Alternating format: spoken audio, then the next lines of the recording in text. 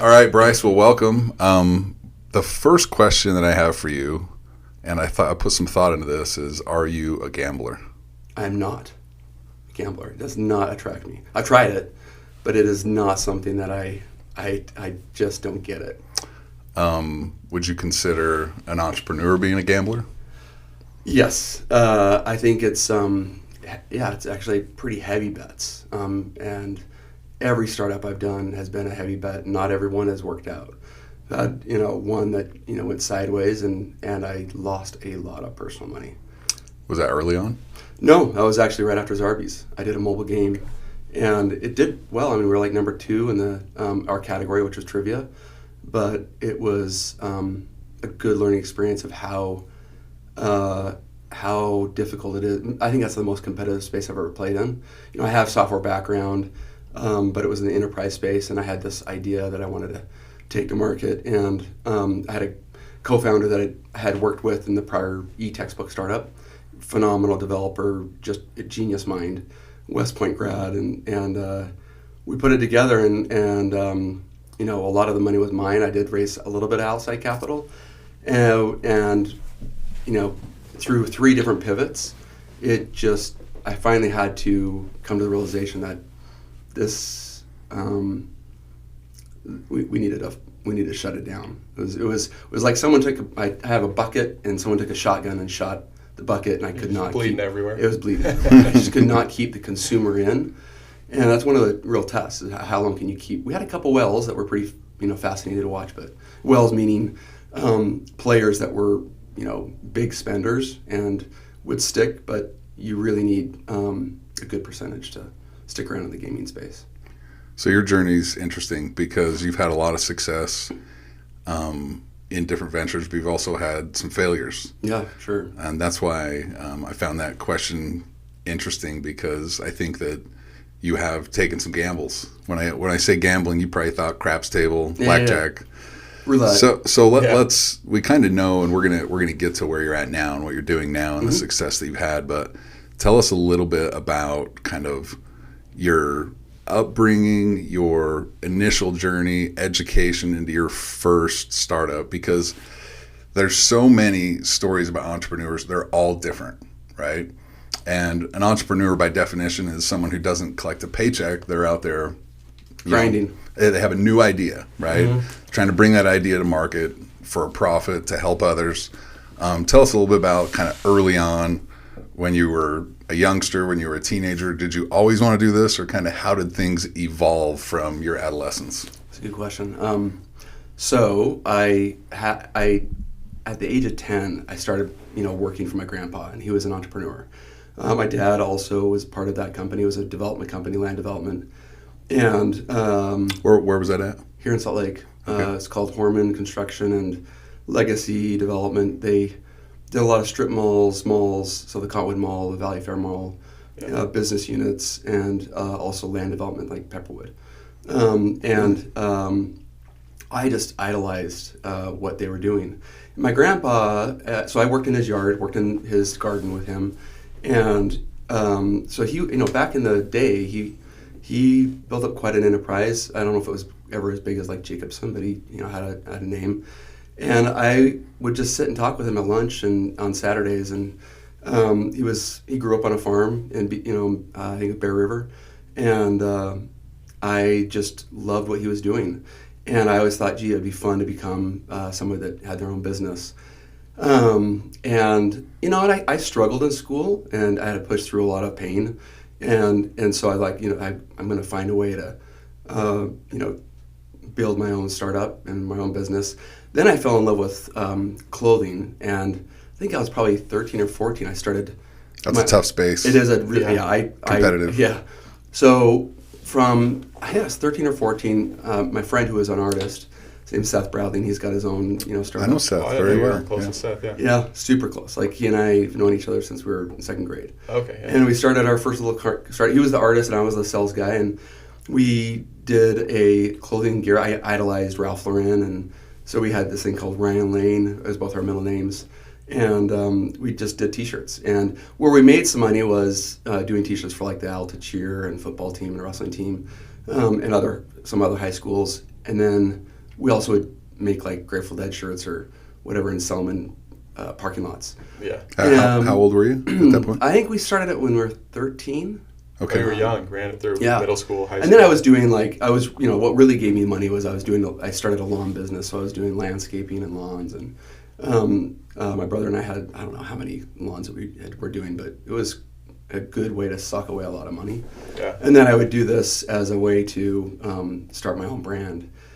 And then I just, decided to do a mission, and Seth and I left that company, and Seth kept on pushing and ended up selling it after our mission. I got back from my mission, and he went on to do what he's doing now, which is a little bit of the that component of but that I'm sure was not the genesis of it, but yeah, that was my first. We know Seth, and he's an incredible artist. Phenomenal. He's got a phenomenal. Matter of fact, short sidebar, I was with Seth in Italy, and we ate in this like super bougie restaurant. Yeah.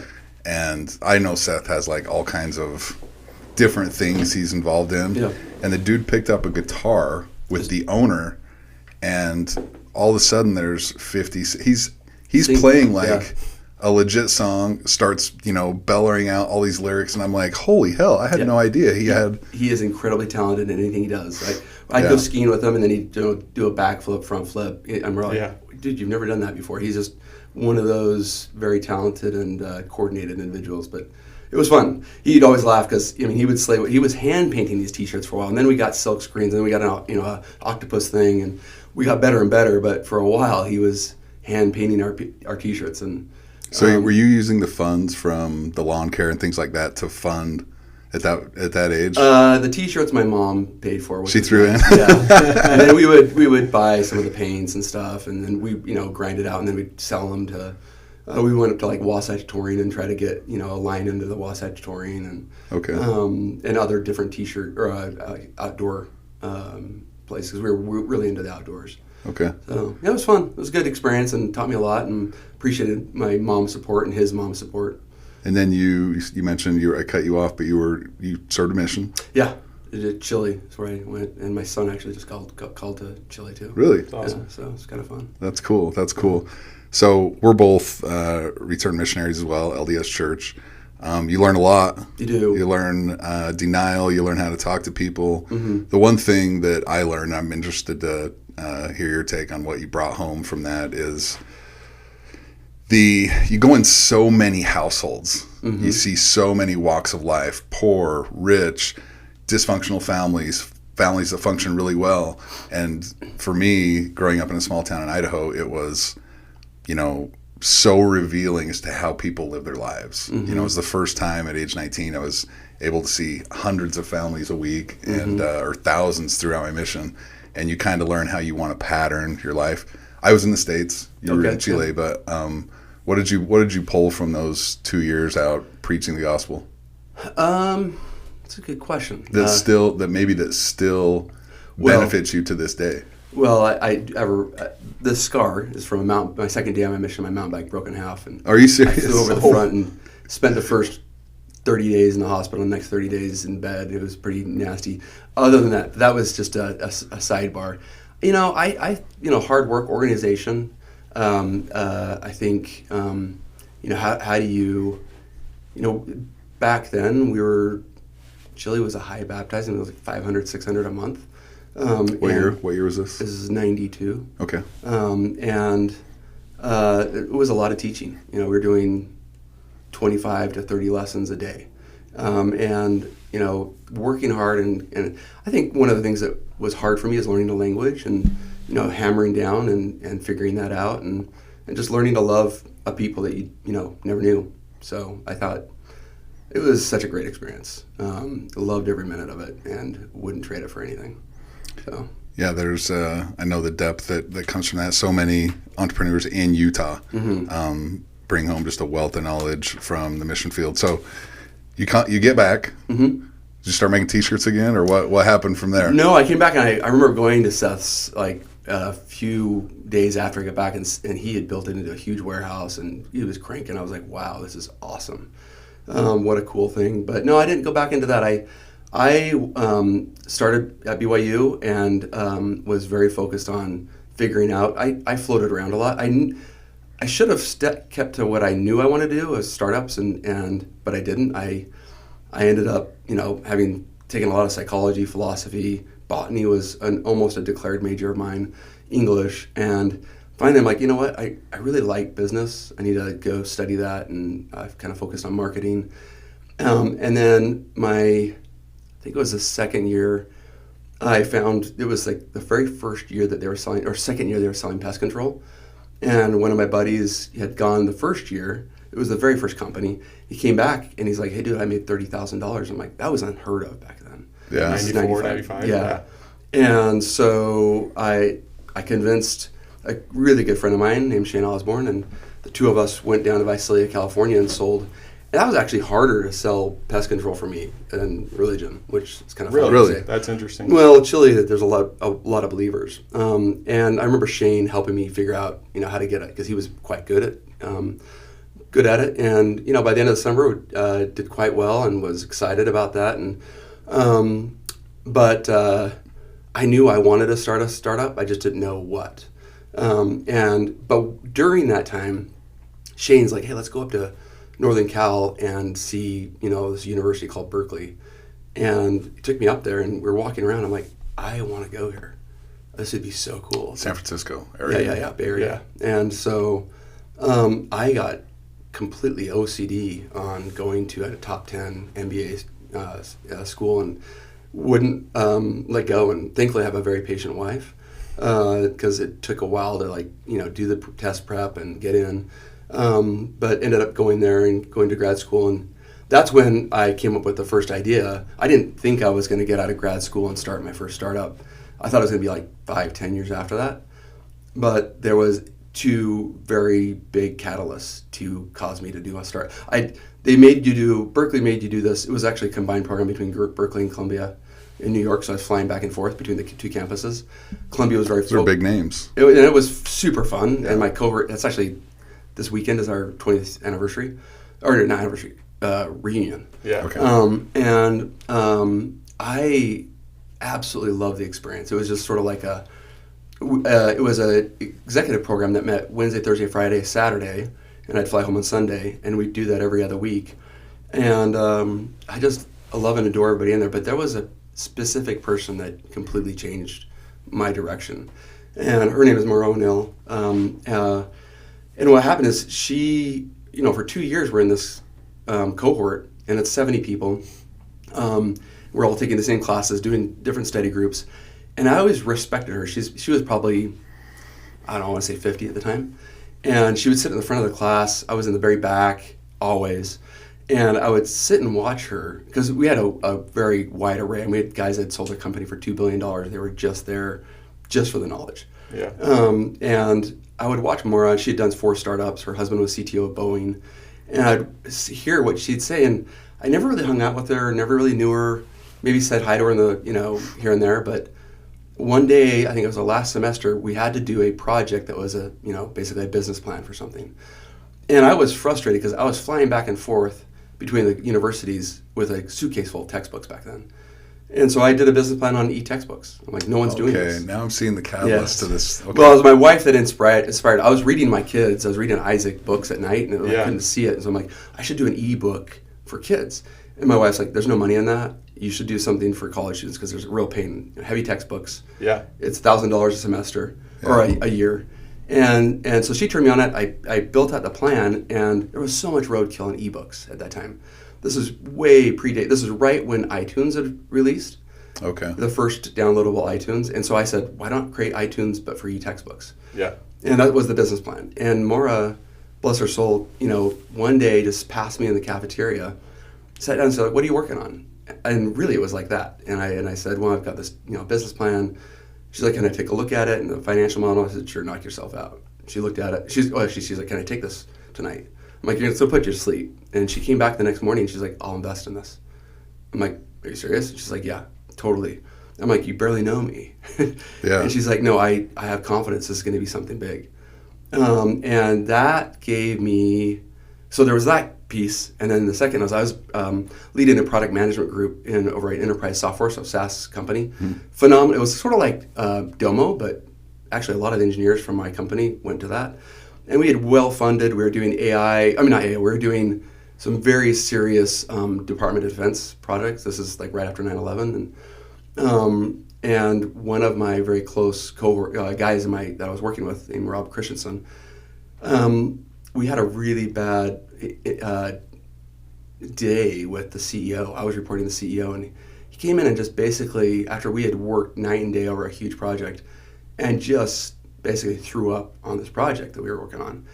And Rob looked at me, and he'd read my business plan, and he's like, "Hey, Bryce, I like your business plan. I'm going to go do it. I'm resigning right now." He put a letter of resignation. He reported to me, and he's like, "I'm out of here."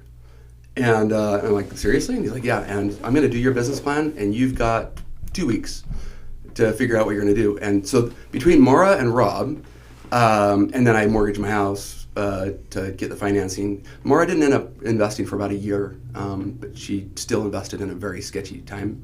Ended up deciding to do that. But those two people were, very significant in taking that plunge. Was it the confidence they put in the plan that made you believe that you had something, or did you? I mean, what did they say to you, or was it hey, here's two people that I respect. They see this plan and they believe in this plan. I got to do it. So would you have done it otherwise? I don't think so. So Maura was the sage, I guess, and she gave me the confidence. So she became an advisor, and then I made her chairman of the board. She was a board member and investor. But she gave me the confidence that there was something there enough to go to my dad and mom and say, "Hey, I'm going to do this," and my wife. So my dad ended up investing about 6 months in. I was the first investor, then my dad, and then Maura. And I just really didn't know, could I do this?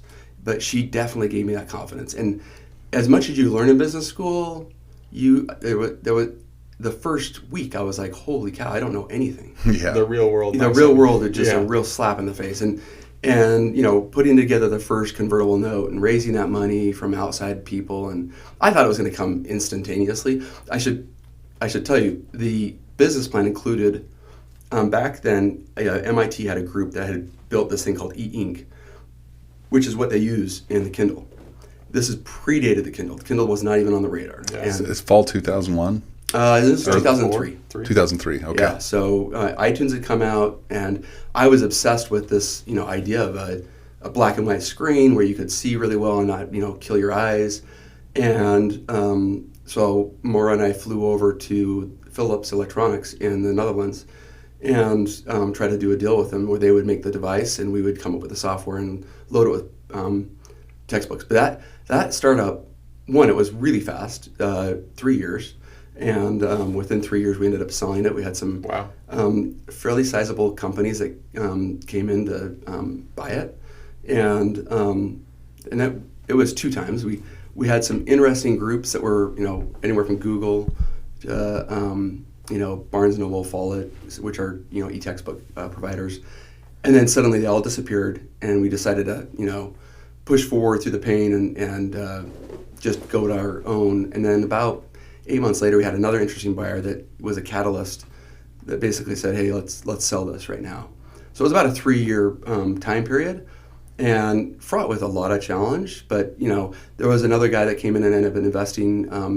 That was from private equity in the LA area, and he was extremely helpful as well as in terms of figuring out what do we do here with this. But and this is right when Google was scanning all these books. The Google relationship was a classmate of mine that I introduced to a friend of mine that was at Google in the early days. He got hired in, and then he was like, this is really cool what you're doing. And then I ended up presenting at Google. They looked at it really seriously. And anyhow, it was really at the, beginning of online learning. That's what I was going to ask. You had to have been the market was there, but you're almost creating a new market. People are kind of like, e-textbooks, or was it easily adopted? No, it was a challenge. So here's the problem. It's what I call the classic chicken and egg. So Uber is a chicken and egg. You got to get the number of people and you download it, and you got the number of people that want to drive. And they did a great job. Airbnb, both of them did a great job at focusing on a specific location and utilizing something that was already in place, which like those black limos. And they put Uber, apps on those guys, and that's how they really and they did it in San Francisco, and that's how they started to demonstrate that, hey, this works. For us, the chicken and egg is we needed to get all these students to be aware that these textbooks were available for download, which is hard. And how did you do that? Partnering with bookstores and professors. So we Rob came up with this genius idea where he's like, hey, we can't really do a lot of graphics on these e-ink devices. We ended up bailing on the e-ink device because students didn't want to pay another $700 for another thing. They already had their laptops. Yeah. A lot of the fodder or roadkill in the e-book space and even in e-textbooks, students didn't have laptops in 1999 or 2000. By 2003 and 4, there was about a 75% penetration, especially in graduate school. And in law school, it was everybody had a laptop. And so we focused on law books. Okay, so you didn't have to overcome the hardware expense. So there was 3 publishers: Aspen, Thompson, and West. And those were the publishers that were and so we didn't have to get as much content. But convincing those, billions of dollars, these huge companies to give us textbooks was not easy. Did you have to go in with some sort of licensing agreement or outright buy what No, it was they had? licensing agreement and convincing them that this is there was no one else doing this at the time. Well, actually, there was one company that is still around, and that was a challenge. It was a challenge all the way through the sell of the company. We sold to a massive, basically behind the scenes, they're running, I think, the majority of all the textbook stores in the United States. Like Notre Dame, they help with BYU. And I was introduced to them through the BYU bookstore manager. And they ended up being the ones that bought us. And a phenomenal family company, like fourth generation now in Chicago. Wonderful family, phenomenal ethic. Like the core values of that company for being like 150 years old, it was such a great marriage. And they wanted to have a platform for their students. And then they ended up, advertising it in the bookstores. You can buy this or you can get it for half off by downloading it on this. It was called Cafe Scribe. Yeah. So. Cafe Scribe was the name of the company. Yeah. Did you, in that process, it sounds like you had to pivot a few times. We did. It was painful. I'm interested to know from your schooling, because you mentioned, hey, a weekend to like actually doing this was like, death by shotgun of information. Yeah. How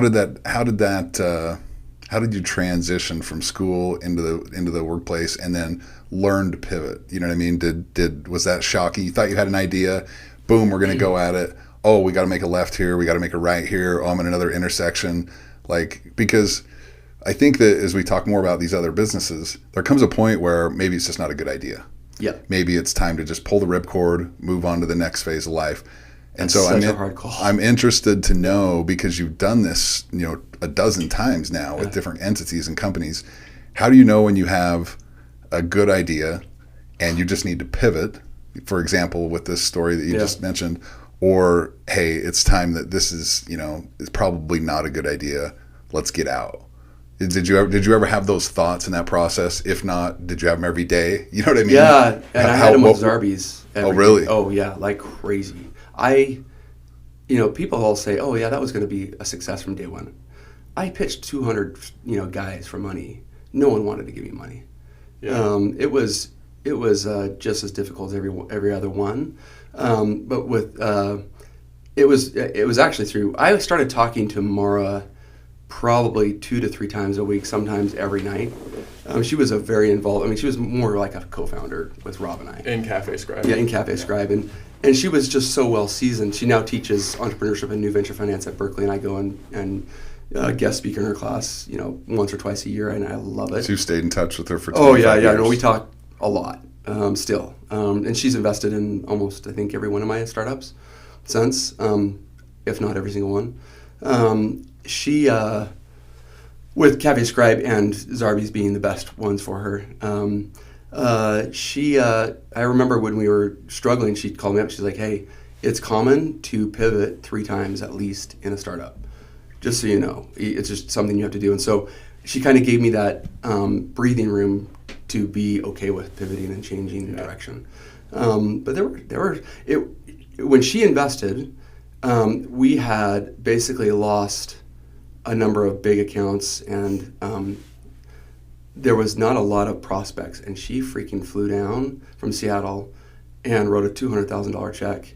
We were paying ourselves. At this time, I had like a 7-year arm on my house in Pepperwood.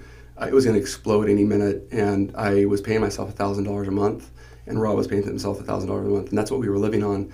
And for having 2 kids at home, I was make fun of Isaac. I said, dude, your birthdays consisted of me making like obstacle courses in the backyard. And he's like, those were the best ones. I Dude, didn't kids don't care. Yeah, Kids don't care. I think about the time they just don't care. Yeah. They want to be with the dad. They want smiles. They want happy times. Yeah. They don't care how much and money Becky, you're spending. my wife, reminds me. She's like, you remember we didn't hit a movie or go out to dinner for 3 straight years. And I don't remember that, but Dude, this makes me like you so much more because like you're successful. You come with an aura. And people know about your success here locally, certainly. And to hear these stories is like, I think it's so great, and young people that want to do it. It's just so great to hear about the times that were it's tough. All tough. It's all so tough. And you just learn to grind through it. Yeah. She used to always say, and I use this a lot, you got to, like a horse with blinders. Sometimes you just got to put them on, exactly, and grind through, and it's hard. Was there some disbelief with family members or those around you that, hey, what's he doing? Because we mentioned Mara, and who was the other? Rob, and kind of the belief they instilled in you, but. Was there some disbelief during that time, and how did you deal with that? So I actually was pretty good at grinding through a lot of things until there was one, and it was almost 6 or 8 months before we sold, that I came home. It was before we got this, and I can't really reveal the name, but we got an unsolicited offer to buy the company from a fairly sizable company out of nowhere. Actually, it wasn't totally out of nowhere. It was through a connection. But I remember coming home and saying, hey, Beck, I'm done. I can't do this anymore. I just don't know how we're going to make this work. And she thankfully just said, hey, you know what? You can't give up now. You got to push through. I remember vividly coming home one night and thinking that this is not going to work out here. And then suddenly we got this, unsolicited offer. And it ended up creating a scenario where a couple different other companies wanted to come in and look and buy it. And we ended up exiting. And it was about we ended up selling, and then 3 or 4 weeks later, Lehman Brothers tanks and the whole world falls apart. We remember that well. Yeah. So does Ryan. Yeah. Yeah, that was a painful time. It was a painful time. Good for timing. Sure. No, it was even the CEO of the company that bought us, he calls me up and he's like, dude, I'm pretty sure we wouldn't buy you had this happened. Yeah. He's like, I'm grateful we did. And I ended up staying with that company for about 3 years until a mission companion of mine called me up and said, hey, actually I had Zarby's come across my desk twice. The day I sold Cafe Scribe, it was actually, the entity name was called 1440 after the year Gutenberg invented the printing press. Yep. The day I sold that company, my brother-in-law sends me this PPM that he put together. He was at Holland & Hart law firm, and he's like, hey, this is a cool company. So they were just in private placement, it's totally brand new. It was for Honey Naturals. And I looked at it, and the valuation was insane. And I just said, there's no way I'm going to invest in this, and it's freaking water and honey. Honey water. Yeah, for honey, kids. Yes. So I just said, no. And then about 2 years later, a companion and close friend of mine from the mission called me up, and he's like, hey, take a look at this. He was like, do you have anybody I can network this with? So I introduced him to some people, and then I didn't hear about him. Then he ended up moving into the neighborhood, and I reconnected with him, and he's like, hey, we take a look at this. And it took me almost 6 months to warm up to Zarby's, because what I struggled with is textbooks is a $4 billion space. And yes, it had its issues, but I could see getting 1% of that and still having a really decent company. With children's cough syrup is $600 million. I'm like, where do you go from that? To get 1% is really hard. And we ended up getting 34% at the end. but it still was really hard. Yeah. We ended up, before we sold to J&J, we eclipsed Mucinex they had held the number one spot for almost 20 years. So it was through these, you never know who's going to be a catalyst in your life and how they might, but anyway. Where things are going to come from. So you sell Cafe Scribe. At that point, do you know you still have to do something else, or are you set for life if you want to? I'm not set. The day I sold, I started ruminating on different business You knew plans. you wanted to do something else. In fact, I had created a straw man of a dating app, right? We sold, and 2 weeks later the iPhone comes out. And I remember going to some of the executives at this company that spot us, and I'm like, hey, we need to get our textbooks on iPhones. And they're like, you're crazy. No way. And 2007? 2008. 2008. Yeah, and they're like, this is kind of nuts. Anyway, but I looked at it, I'm like, oh, this would be interesting for dating apps. No one was doing it. Like Match.com was huge, but they weren't looking at it. And so I started playing around with a dating app, and then I did this kind of advertising platform. And these were just ideas I was writing down on a napkin in the evening, and chatting with friends and trying to figure out. And then Zarbee's came across my desk a couple different times, and the second time, my buddy was quite insistent that I really spend some time. And once I figured out, hey, I met with Zach, and I'm like, why don't you just run this company? He's like, no, I want to be a pediatrician. I want to stay doing what I want to do. And then I really started looking at allergy adult, and I'm like, okay, if we can get out of this and do gummies and other things, this becomes a $4 to $5 billion market. So you were trying to pivot before you even really jumped Well, in? yeah, I needed to know that we had some sort of product. You had some runway. Yeah, somewhere to go. And once I saw that and I started opening up, I'm like, okay, there's potential here. I just didn't know how difficult it was going to. I think one of the most challenging things about Zarbee's is we created a children's brand and went in consumer goods and went to an adult brand. And the only example I could find, when we were doing this, was Cheerios went from children's to adult by creating this heart, thing. But for the most part, heart, yeah.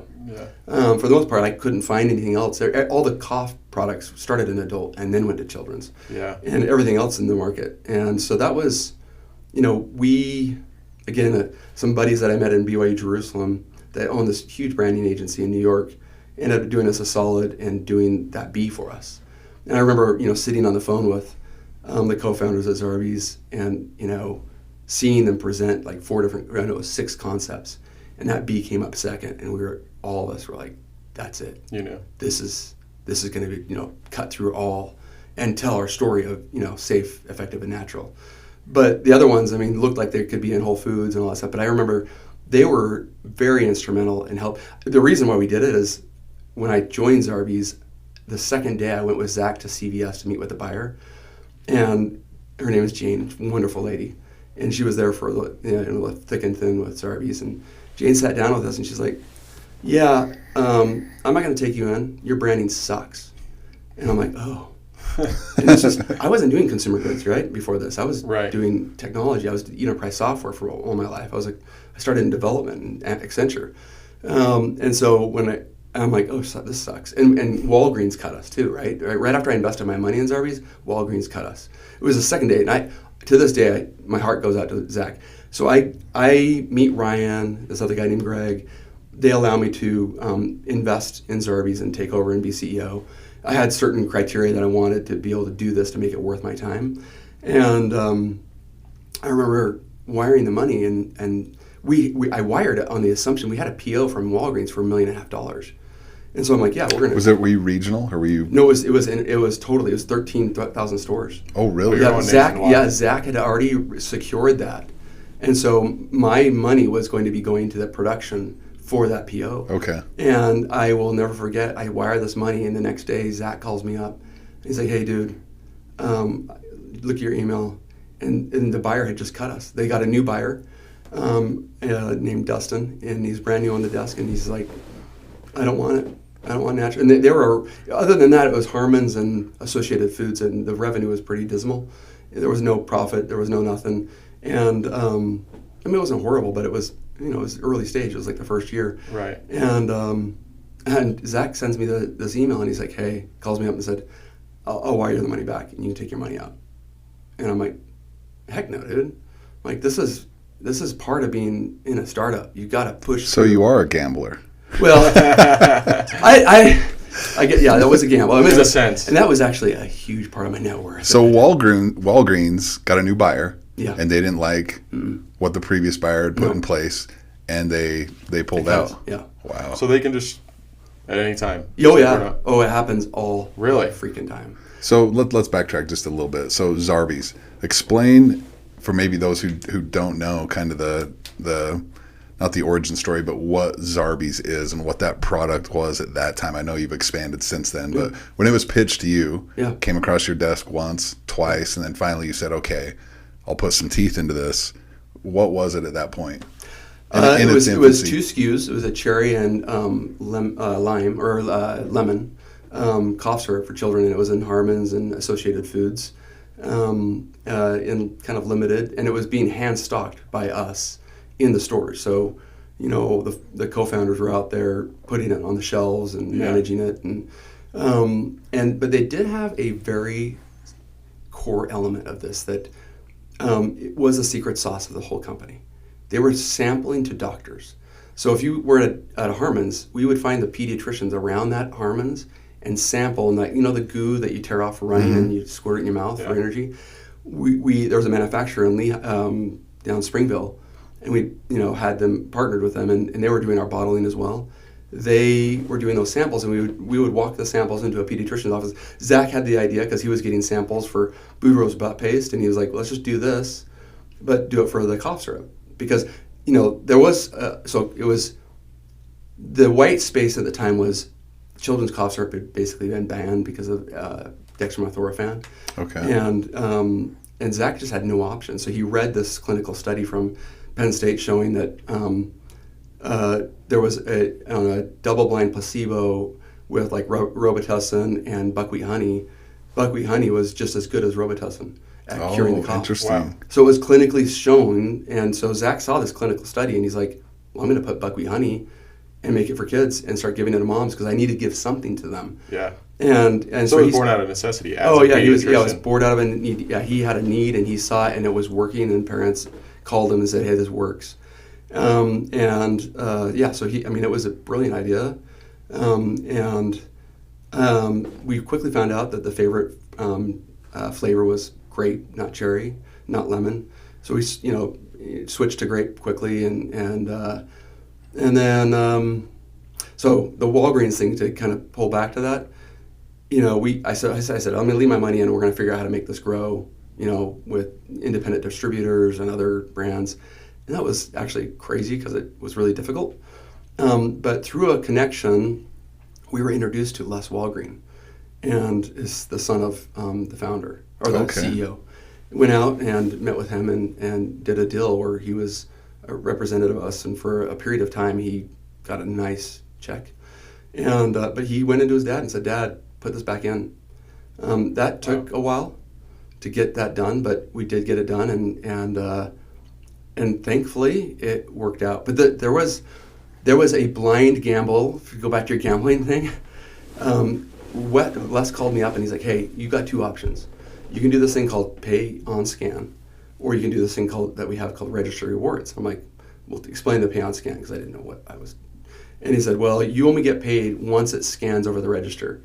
So you'll send $1.5 million worth of product in. It's going to sit on the shelves. It's going to sit on the shelves, and you'll get it once it scans over. I said, what's the other option? He said, it's this thing called register rewards. I'm like, what is it? And he's like, well, you're going to give away Zarbee's for 1 straight week. And I'm like, well, that sounds like, to me, I thought they were going to pay for that. And I'm like, yeah, sure, we'll sign up for that. Just give it away. Give it away. Yeah, when you go into Walgreens, you'll see these tags that say free. And what they do is they go up and they say, you can have this for free if you sign up to be a club member or whatever. And so people that are already club members or whatever can just go in and grab it off the shelf. I'm like, yeah, we can do that. I didn't see the details. Yeah. Yeah, that sounds... The fine print. Always read the fine print. Exactly. So I remember we just had I don't know how many thousands of dollars, not a lot in the bank at this point, because we don't run production, and I wasn't paying myself. The founders were taking a small check. and they really, went through a lot of pain, those guys. I remember getting this call from Walgreens from the accounts payable, and they said, "Hey, you're running the registry awards next week. We just want to make sure you have at least $600,000 in the bank." And I'm like, well, why? And they said, because we're going to pull that. I'm like, well, why are you going to do that? And say, because we're giving your product away, and it usually it's between 400 and 600,000. It was 600,000. Oh, what a gut I punch. didn't have. I think I had $100,000 in the bank at that time, and so I quickly called Maura and a lot of other people, and I said, "Hey, do you want to wire money? This is what's going on." And what I found out is typically what happens is Walgreens profits immensely off of this, and it's great for their brand and it's great for their customer because they get this free product. And a lot of the brands that do this, I saw probably 6 brands in the 9 years I was doing Zarbee's where I saw do it and not succeed. They failed and they went bankrupt. What happens is they want to see that we were selling like 400 bottles a week, and then you do this and we sold 600 divided by $8 was the number of bottles we sold that week. It was a ton. And they want to see that you come back. So we went to like the number 6 in the nation. And then we dropped back down, and they want to see you come back to like 2,000 bottles a week. Mm-hmm. And we stayed there week after week after week at 2,000 bottles across the 13,000 stores at that time. Most don't have that happen. In fact, the second year we did it again with a new product that Zach had came up with. And we got that. Not only did we spend $600,000 to do it, but they trashed all the product because it didn't work. And that was really painful. The only benefit is we had El Catterton come in and had invested. They're a very sizable and very reputable private equity group that thankfully had invested at that time. So that's a question I have for you as we start getting into the money of it. How difficult was it for you whether it was with Cafe Scribe or these other, with Zarbee's, getting out and pitching? Because you mentioned hundreds of pitches that you've given. Yeah. Was there a learning curve to that? Was it natural to you? Did you like that part of it? Do you not like that part of it? Because you might have an idea, but you got to have money to make that thing move. That's the gasoline, right? Yeah. And you have to have both. And I'm interested to know, as you went out and started pitching private equity and really starting to raise capital, what that was like for you and what you learned through that process about yourself and about that, how to go about it. Yeah. It's addicting. Really? I did not expect that answer. Yeah, no, I in fact, with Lulu, I've learned, we're doing this slower and more methodically, so we don't do that. So yeah, Cafe Scribe, I think it did come natural to me. I can't say that I thought I was going to raise $1 million in the first 3 months at Cafe, or at 1440 at Cafe Scribe, whatever you want to call that. And it wasn't until the 8 months before we sold that I had raised about $1 million in that thing. And so it was a lot slower on that. With Zarbee's, it was interesting. So I built a very close relationship with a phenomenal, I think the most well-networked person I've ever met in my life is Larry Chu. So Larry was at Wilson Sonsini at the time. He helped me sell Cafe Scribe, and we just became really good friends. We created a fund together, and he's just a phenomenal guy. And he's now Goodwin Procter, one of the lead partners in M&A. Most of the deals he does is around $4 or $5 billion. Wow. Just he's just a giant in the industry. But he's so humble, so kind, so thoughtful, and he loves the entrepreneur. Larry, helped me sell 1440, and then I get Zarbee's, and I flew out to Larry. So to answer your question, it becomes addicting. And with Zarbee's, it became very addicting. It became the success metric of, I can raise this money, and that's a validation point that the company is good. And it's not. The best validation is you got customers that are buying and buying again, and that they're buying for the right price, and there's, and you can actually make it work. But you thought at the time, if I can raise this capital, yes, it's validating what I already know, that we have a great product that we can bring to market, that people want, that people need. Yes. And you found out that it's actually not that. It's not. Yeah. You need the consumers pulling the product off. The market decides. Yeah. And again, Zarbee's was not cut and dry. Every day I'm like, is this really going to work? Does this good enough for kids? Does it work enough? Because there are questions out there about, so many supplements you can't really tell. Like an elderberry gummy has the clinical data showing that elderberry is great for your immune system when you're sick, but you can't tell that it works. You have to, and that was one of our, you can't tell on melatonin. That was a Zach idea, and the melatonin for kids was pushed. We got a lot of pushback on it, but it's a phenomenal product now. But going back to Larry, and so I get this, I sink my teeth into Zarbee's, and I flew out to San Francisco to meet with Larry. And I'm like, hey, it's been 3 years since we sold. Here's what I'm doing. And he looked at it and he's like, are you crazy? I'm like, no, dude, this is going to be awesome. And I left him with, and he introduced me to some people at Piper Jaffray and some phenomenal M&A people to look at it. And they're like, hey, this is kind of interesting. But I left the product with Larry, and he had 2 or 3 kids at the time. And 1 or 2 of them got sick. And I had the same experience where I actually used Zarbee's. That was another big catalyst. I used on my kids, and my wife and I were like, oh, it actually worked. And I remember Larry calling me, and he's like, hey, dude, my kids got sick, and we used it, and that worked. It was awesome.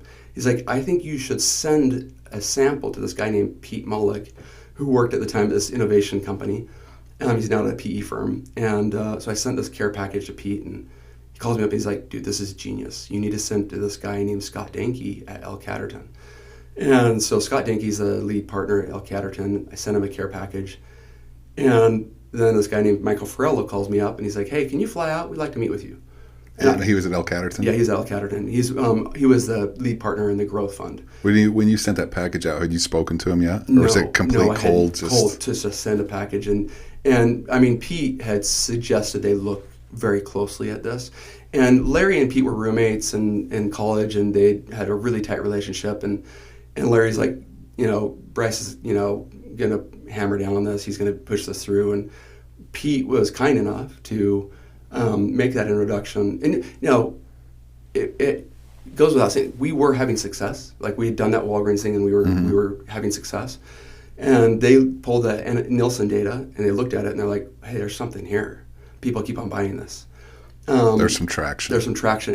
And the secret sauce with that sampling, we had actually been in Walmart at that time, and we were in 350 Walmarts, and we carpet bombed all the pediatricians around Walmart, and it was working. So, Michael Farello, bless his soul, calls me up, and he's like, hey, fly out. We want to talk to you. And so I flew out.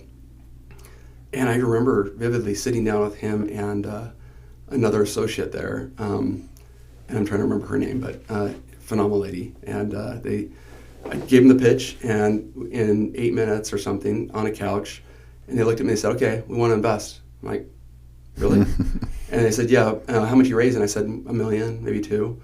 They're like, yeah, that's not going to work. I'm like, well, what do you mean? They're like, a minimum is $10 million. And at the time, we were the smallest startup they had ever invested in. They usually were hitting $10 million in revenue with $1 million in EBITDA was their criteria in the consumer space. But they said, will you think about this? And they gave me an LOI right there, and I get in their black limo, and they send me back to the airport. I'm looking at this, I'm like, holy freak. Were you like, we've got something bigger here than what I might even imagine? I should have thought that. No, I went back. We actually had 2 other options, too. We had another group locally that wanted to buy us outright and run it, and they were a supplement company. They're a phenomenal group. And then TPG in San Francisco had kicked the tires, too. And they were just as big, probably not as big as Catterton, but so we had some options. And so I went back to Zach and the co-founders and sat down with them and said, hey guys, these are our options. What do you want to do? I didn't want to push anything. And we, looked at it and we're like, let's do the El Catterton had done, like, at that time, they were in P.F. Chang's, they were in Noodles & Co. They did Birkenstock just recently, right? And Restoration Hardware. They were in Restoration Hardware. They had so many huge brands that I was like, Kettle Chips. They really had a phenomenal background. Now the L is Louis Vuitton Group.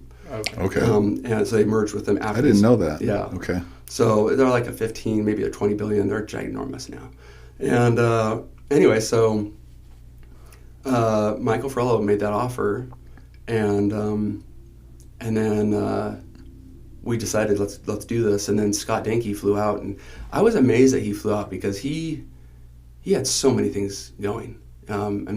He was at the top of that group, and he flies out, and he happened to have a house in Deer Valley, and he's like, well, I'm going to be on your board, and he looked at, we were in such a piece of junk. I mean, sort of like Lulu, we're in a piece of junk warehouse. Back of a warehouse. And, and he's like, well, there's no leasing issue here because we were month to month, and that's how we are with Lulu.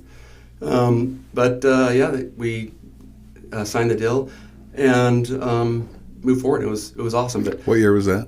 That was 2013. No, 2011. Okay. Oh, so that was soon because you came on in 2010. Just a little bit before that. Okay. Yeah. I have to go back and look exactly, but yeah. Yeah. And so him coming on the board, that was a question I had for you. When we spoke previously about Lulu, yeah, you talked a lot about the team that El Catterton brought in. Yeah. What is the importance to you, and what is the importance everyone should look at when, going out on your own or whatever you're doing and building a team? What do you look for in team members? Yeah. How important is it to surround yourself with the right team? So it was critical to have. So I didn't have any real consumer background. Yeah. I was in tech. So 2014 was when I stepped down as CEO. So I'd run it for about 4.5 years or something like that. And Catterton came to me and they said, "Hey, we have an option of bringing in some chomps that have serious deep background in consumer." And I'm like, you know what? Listen, I'm the third largest in terms of shareholder. I mean, Catterton had the most, but I'd still I'd put in every round. And so I had a lot of equity, and I'm like, it was easy at first to say that, but it was so hard to let go of the reins. Was that ego, or was it? I just wanted to be part of it. Was it a little bit of a blow, like, hey, I can do this, or I'm very, but maybe someone can do it better? I mean, was that a reality check? No, the reality check was that the guy that brought in was phenomenal and knew his stuff, and he brought in a team that I've been able to work with a couple of them at Lulu that just have phenomenal consumer brand. At Gillette, Sonicare, Oral-B, Sony. I mean, they were knowledge, connections. There's a lot to do in terms of how you position pricing, packaging. But what I will say is, what I look for, to go back to your question, when I invest in I've got like 30 or 40 investments in startups. The ones that work are usually guys that don't know what the crap they're doing. Like but they have grit. They can work. They'll figure it out. Yeah, they may not. Well, they're usually pretty smart, but I don't know where they are on the IQ test. But they're more than anything, they're willing to just focus and work hard. Yeah. They don't necessarily come from top schools or anything like that. They just work hard and are willing to not give up. And there is that balance of I had to do that. I had to, I guess, fail on that mobile game, and that was hard. But for me, I now look the investments that haven't gone well are ones that are really, really seasoned guys that want so much cash flow and so much cash to do everything. Where I find it is more healthy to be eager and focused and naive. Yeah, and almost like I don't know how hard it is. Lulu, we've been doing this for a while, but for Ryan and I think Annette and Craig and some of the other team members, Scott, we see the markers that it's going to take time and effort and work, but there's something special, and be patient. So there will be a time where we'll probably need to go, build out and get someone like an El Catterton to help out, but we're not there yet. So with Zarbee's, 2018, is that when Johnson & Johnson acquired Zarbee's? Yeah. With that founder story, because I know you're pressed for time, so I want to get to Lulu. Was the founder story a big part of selling that to not only Walgreens or getting in Walmart, CVS, but also raising capital? Or was that not as important? I'm just interested to know if the founder story was a key element, or if it was just numbers. This is going to work. We like it. Like you fly out, and El Catterton's like, we're not going to invest this much. We want to invest this much. Yeah.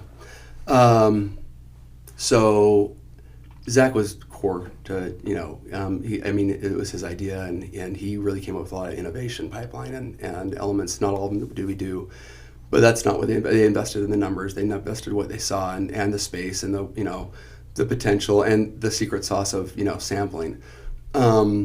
That is what I think, got them excited. And natural was hot, natural,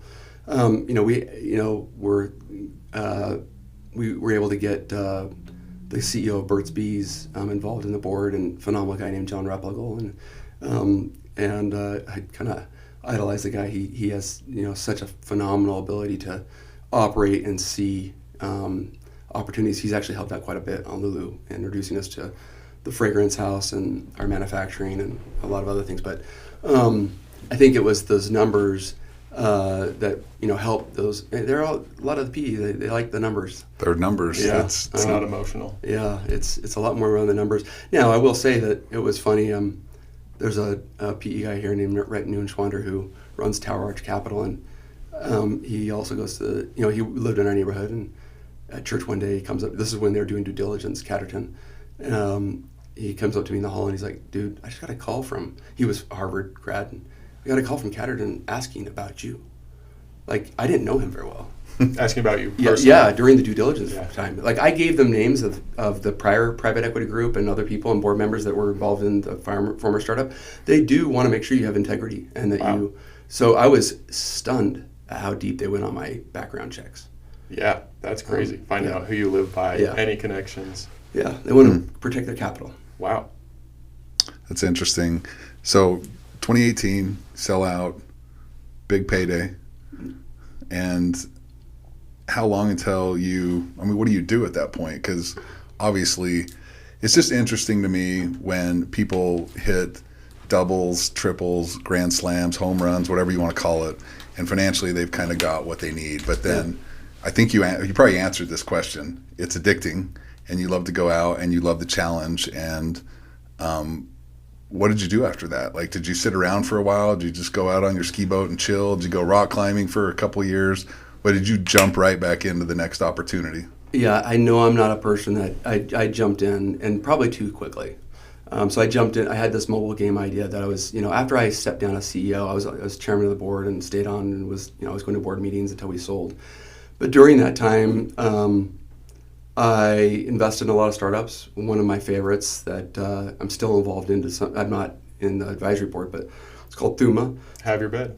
Yeah, you do? Okay, yeah. Love it. Yeah. So that's Reed's bed, and he's one example of a guy that caught lightning in a bottle in a way that I've never seen in my life. That is a phenomenal company, and it's him and his, But I met him in a it was a seafood restaurant in San Francisco. Larry called me. He's like, "Dude, we got to invest in this." So and I just flew out to meet with Reed. I met with him, sat down. He shows me a PowerPoint, hadn't been launched. And I'm like, okay, this is interesting. And this guy's got grit more than I've ever seen. He was driving a piece of junk Honda Accord, living in the basement on no bed of some group, and so were his co-founders, and they were delivering the early beds by in their van. Yeah. But he put together a vision and executed in a way I've never seen before. The growth on that, and I can't really give numbers, but it was astronomical what they did in 3 years. And we did have a little bit of exit there. Some PE came in and pulled, and we were allowed to take some money off the table. But I'm grateful that I'm still involved in that in a financial way. But getting back to, I've lost my train of thought. So I was investing, and I knew I'm not a guy that goes skiing every day or rock climbing. I can't do that. My ADHD gets the better of me. I want something. I want to have purpose, that I'm building something. And I think Becky, she's like, you got to go to the office. You should go. It's good for you. And so I sunk my teeth into that mobile game, and did that for a couple of years. And it was really fun, great educational experience. We had 3 different options to exit. I should have taken one that was the most prominent. We would have lost half the capital, but better than losing all your capital. Right. We ended up losing all the capital. We should have exited to this Finnish company that had eyes on us, and they made an offer, and I should have just taken that, but I didn't. Really good learning experience, and that was a bummer because I had to call up some close friends of mine and say, hey, I lost 50 grand a year or whatever I lost. And but the only consolation, I'm like, you didn't lose what I lost. Yeah. I lost, I could have put my kids all through Harvard 10 times. Yeah. So those, I mean, we can, just for the sake of time, we won't hit on some of the ones that you've been involved in that maybe crashed and burned or didn't see the that was success the main one that you thought would have from the, and it goes back to my question earlier, how do you know when it's time to get out or we need to pivot? Is it just a feeling? Is it the numbers purely? What is it that says, hey, maybe it's time to move on? So there's one example where I personally said, hey, let's pull the plug, and that was the gaming app, and it was called Game It, and we pivoted 3 significant times. We did have some good data, but it was, even when we put on the rose-colored glasses, it wasn't the right data. Couldn't convince yourself. And so we'd written some last checks into it personally, me and my co-founder, to keep the lights on, and we try to sell it. And after the last try on, signed it to a Park City group that does a lot of mobile games. I just said, you know what, dude, I don't know how we get out of this. We were at one point we were doing $100,000 a month, but we were we couldn't retain. Like with Lulu, we retain. I mean, I was just looking at metrics. 40% of our customers are returning customers right now, and our revenue percentage of refills is a decent portion. It's let's jump to Lulu because I have this product in my house. Yeah. We have it here at the office. Once you have, well, to be honest with you, the light is so beautiful, dude. Yeah. Dude, the light's the best part. The light's so beautiful. But we have fewer returns as the light. But once you have it in your house for 60, 90 days and you get used to the way it operates, the light obviously is an added bonus feature, but it works. Yeah. And once you have it, doesn't surprise me with the retention because now if it's not there, it would seem weird. Yeah. So what is Lulu? When did you get involved? I know you're heavily involved right now. That's your active. That's your baby. What is it? Where's it at right now? What's the growth pattern look like? And what's it taken to get where we're at today? Yeah. So Lulu started out with, so we exited RVs. I had started another company I was selling doors on Home Depot. We were importing doors from that were kind of unique. I didn't know that. Yeah, and they're home doors like that. But what does that have to do with cough syrup or soft? Nothing. I just had another guy from Berkeley that he's like, hey dude, this is going to be really. And we got into Home Depot and we were just shipping them out of our warehouse. And we had 2 other co-founders in LA. That was an example where I got involved where we had basically 4 heads of a company. It was split quarter, and there was no. I think you have to have one person that really is going to be, like Ryan and I have a great working relationship, and we both invested the same amount of money, and we have our roles in our space, and Ryan is a great compliment to my. He's out he steps out and looks in and in a way that I don't. Where I'm kind of sometimes in the details, like I'm in, really detailed stuff, and not that he actually gets into details like I can't believe, but it's great to have a complementary founder. You like to be in the weeds. I do like to be in the weeds. I can tell that you like to be in the weeds. Yeah, I love it, but Ryan can do things that I never imagined. And then there's Scott, who's the engineer. You have to have engineers that or you have to have founders that will help move this thing in the right way. And so going back to Lulu, it's a toilet freshener. It sits on the side of your toilet. It automates it. So Poopery has created the space of spray before you go. That's their tagline, and they've crushed it. They're the 300-pound gorilla, and she's done phenomenal at creating a brand that's I think probably 99% of America recognizes. And she's got great distribution, phenomenal execution, and a close buddy of mine that I work in student government at Alta with calls me up. He runs a big pest control company. He's like, hey, I just saw this pitch of this company, and I think it's genius. I went in and I looked at it. I met on IHOP, and I actually said no to the I call him the inventor. I said, no, I don't want to do this. And I kind of laughed at the space. And then he kept on. He was pretty persistent. Taylor was his name, and he phenomenal, bright, genius mind. He's very smart. And anyway, he he's like, I want to do this. And so I invested, Shannon invested, and Ryan, we just exited Zarbee's. And so we invested each kind of equally. And then there came a point where it struggled, and he needed to make a different, move in his life. And so, there were a wide array. I'm not going to go into the details, but it ended up where I was in the gym one day and I was telling Shannon and Ryan, hey guys, we're probably going to lose our money. I don't know what we're going to do. I tried to sell it with Taylor to a variety of different companies, both in the aluminum space. And at that time it was aerosol and the cogs didn't work. There was a lot of things that were problematic. And Ryan and I are sitting there and Ryan's like, Bryce, what are you doing? I'm like, well, I'm in this door company, but I want to sell it. And I ended up getting out of that and selling it to the other owners and getting my money back. And he's like, well, it's good to have purpose. What if we did this? I'm like, are you serious? He's like, yeah, let me make a proposal to you guys. So it was not me that made the decision. I was like, well, why don't you make a proposal to Taylor? And because we had to do a recap of the equity, because Taylor owned the majority of the company. And Taylor was the inventor. Yeah, he was the inventor. And phenomenal guy. Kindest, Young kid. Yeah, but he was like top of his class at BYU in accounting and worked for a consulting company and took the leap. He took the leap for a couple of years on Lulu. But Lulu is it's a lot of challenge and it's not easy. But Ryan proposed this and I'm like, sure, make a proposal. And his proposal was like, you invest 50%, I invest 50%. We recap this whole thing and let's go and resolve, is there product market fit? Can we advertise for, and can we redo the entire product so that we can make the cost of goods sold work?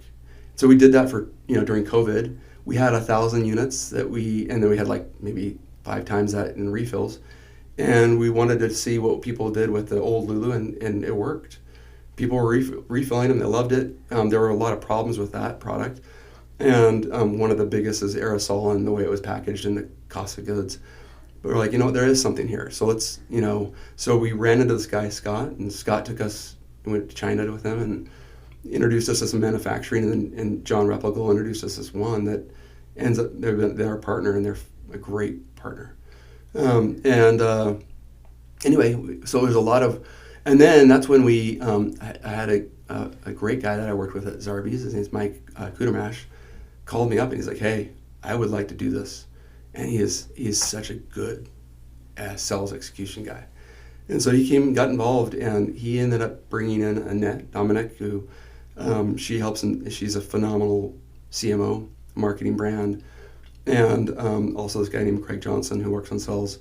And we've just been working through it, so growth-wise, first year was like I think 50% growth. Last year was 220% growth, and this year, first quarter was 23 or 24% growth. And what I see is the most significant is the repurchasing, the product love. I see more product love here than I saw ever at Zarbee's. I mean, retention is high. Yeah, well, and people just absolutely falling in love with it. And I don't know if you guys have the new fragrance, but we just reformulated our fragrances and. Ryan was telling me I don't have it yet. It's got this odor blocking tech. It's freaking outstanding. So I need to get you some. I'm gonna get my hands on that. Yeah, you need to come on your way home. Just stop by the warehouse. Right? If you live near Max, I can just have him bring you some. It really is amazing. How does somebody get the product? Is it strictly Amazon, straight through the website? Like, if people want to get it, where do they go? So it's on Amazon and our website, and we're about to get launched on Sharper Image and we're talking to a couple other interesting online groups, and then Walmart.com, and then Ace Hardware. We just finished up a show. They're going to be in the Utah Aces, Idaho, and some in Pennsylvania. That's what I'm going to be doing after this call. Is actually I go fix some orders. Yeah. But it is also in Zerkers here locally. It's a high price item for Zerkers, to be honest. And we did go in CVS. 150 stores, and it actually didn't work out so well. It was, I think, too high a price, and where the Ace managers are putting videos, and we're actually putting Lulus on every toilet for the store. Okay. And we're putting posters in the bathrooms. Awesome. So there's awareness that's going to be on the local level that will be very helpful. Yeah. You mentioned that all the way back to Cafe Scribe. the awareness and getting the consumers to actually know about the product. Yeah.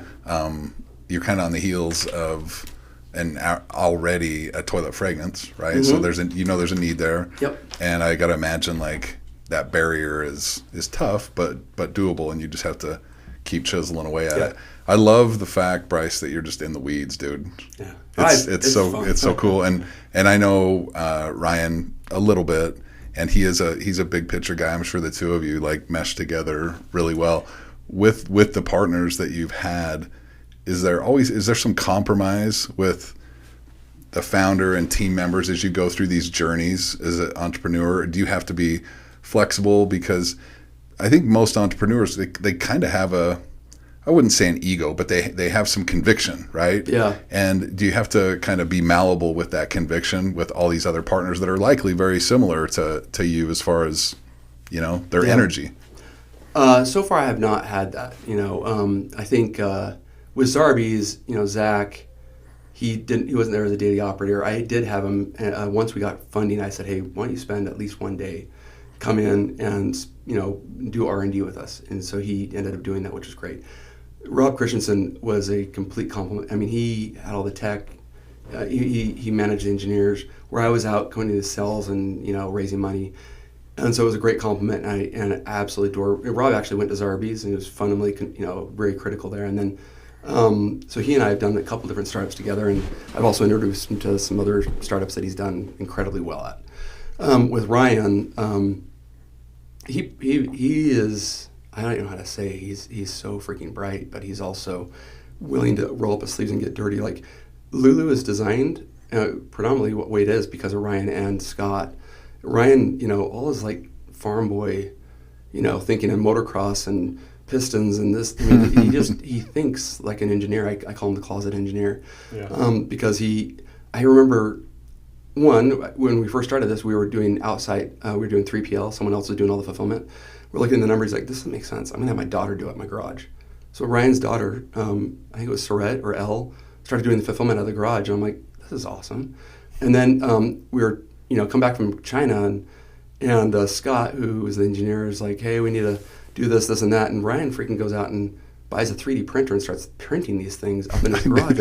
And I'm like, are you serious? I'm like, how do you get these files? But he just wasn't afraid. And it made me less afraid to do stuff. Yeah. Anyway, I love that. So I think I have never had something where I felt like a lot of friction with the co-founders. I've just absolutely adore it and just love learning from Annette, Ryan, Craig, and I learned so much from the youth. Like the people that we have in there doing a lot of the groundwork are innovative, and I'm losing my ops guy that I've had for like 3 years. He's moving on, but I've learned a lot from him. What would you say? What would you tell a young person right now who thinks he's got some Bryce in him? Yeah, that he's an entrepreneur, he's got an idea. What would you tell that kid, that 20-year-old, 22-year-old? What would you tell your kid if he said he wanted to do his own startup right now? I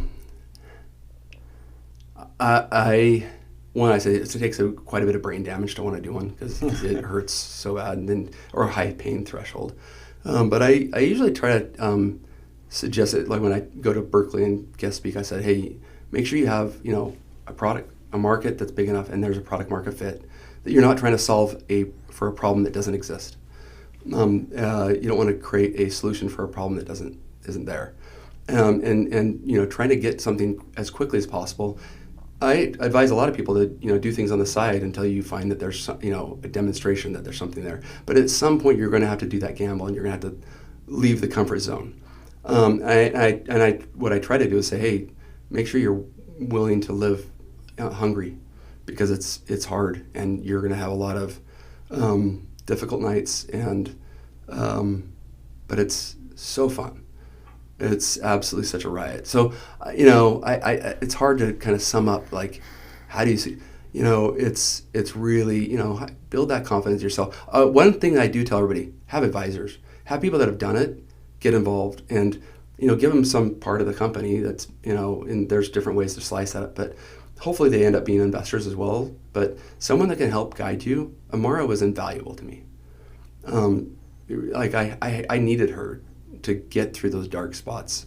Having a partner, my wife, was absolutely so important. You've mentioned that a few times. I think that's a key element is having that patient, cohesive partner. Yeah, that supports you, because if she's not on board and if she doesn't have the confidence, she may not always have to like the product, but or even be a buyer, but you need that support network. And so I always suggest get advisors, get good lawyers.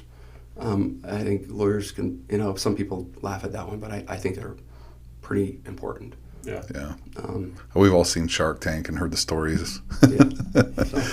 Well, Bryce, thank you. Yes. This has been enlightening for me, Yeah. and your Thanks for having me on. journey's awesome. Thanks. And I'm super just impressed with you and everything you've done, and I'm really excited to see what happens with Lulu as we kind of go throughout time.